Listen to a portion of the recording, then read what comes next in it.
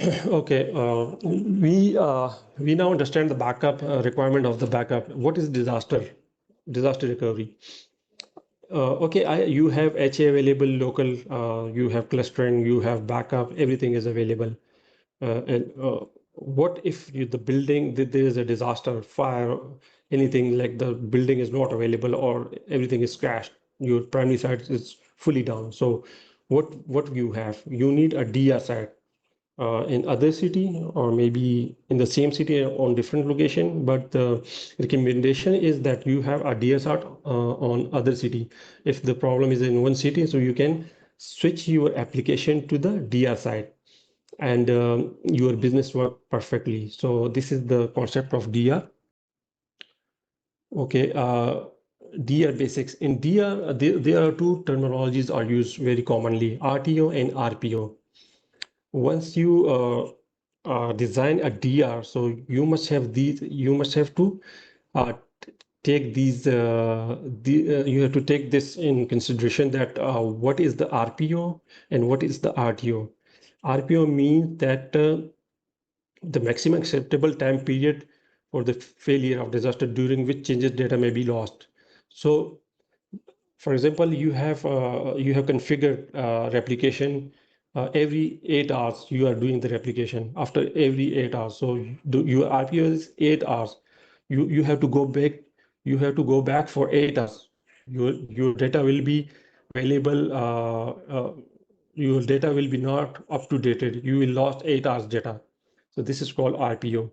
And what is RTO? RTO means that how much time you can take to bring up your DSI, your application server, your storages, your network, and you are able to start your application and your business is running. So from switching to a DR and starting your database server, application server, hardware, everything, once everything is up, that duration called RTO. So your RPO and RTO should be mentioned in hours, days, or minutes. It depends on the configuration of the PR and DR side and distance between the PR and DR side. So these two terminologies will be used when you are designing a PR and DR side. This is a basic topology for PR production and DR side. So we have data, excuse me, we have storages on PR side, database servers, application servers, and on top of that, we have virtual machines. And we will use DR management. DR management means that it can be VMware SRM or it can be Huawei DC Manager. DC Manager is used for DR management. So all DR management will be done using the BC Manager. So it may have e-backup, it may have e-replication as well. And we can use the database storage replication as well.